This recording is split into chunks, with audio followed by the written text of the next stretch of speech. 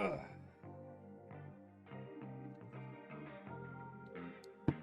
Well, here we are. First video for the YouTube channel. Let's see how this goes. What's up, girls, guys, and otherwise? My name is Cal, aka Far From Perfect, and today we're launching a YouTube channel. As you can probably tell by the name, there's a lot of things in my life that I want to improve on. This can range from things in gaming, to health, to peace of mind, to silly things like Rubik's Cubes. But today I figured, what better way to start than improving on something that I've always loved doing ever since I was a kid: gaming. More specifically, first-person shooters. That's why, for this entire month, I want to spend every day in a training program called Aim Lab. Let's get started.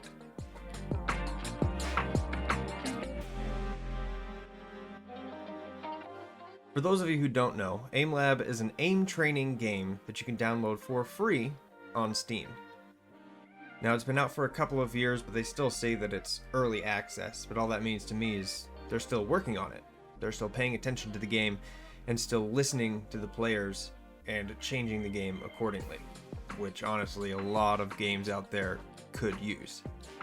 Now, Aim Lab breaks down your skills into 6 different categories.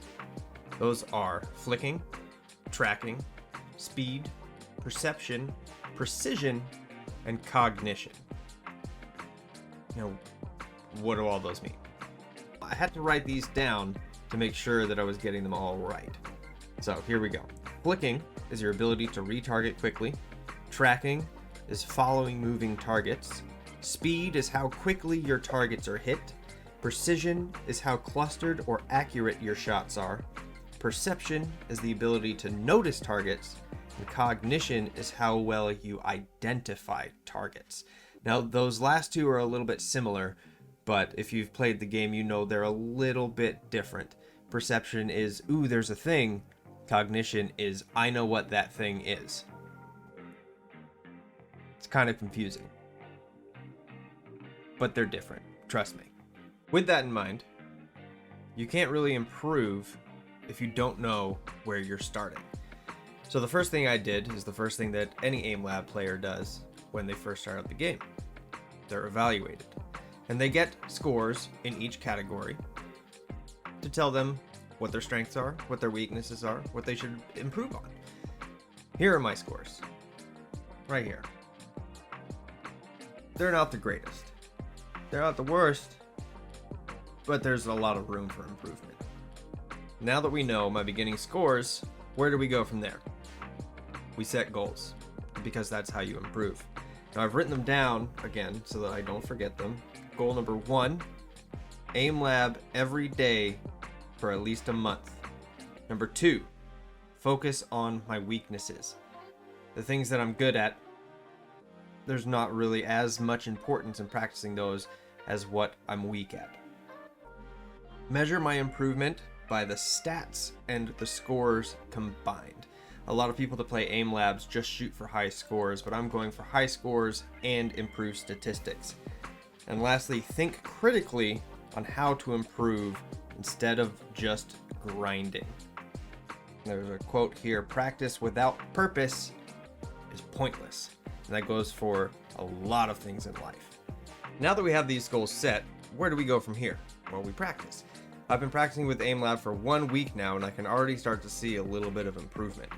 Here are the scores from the first evaluation, and here are my scores now. You can see there's a bit of a difference.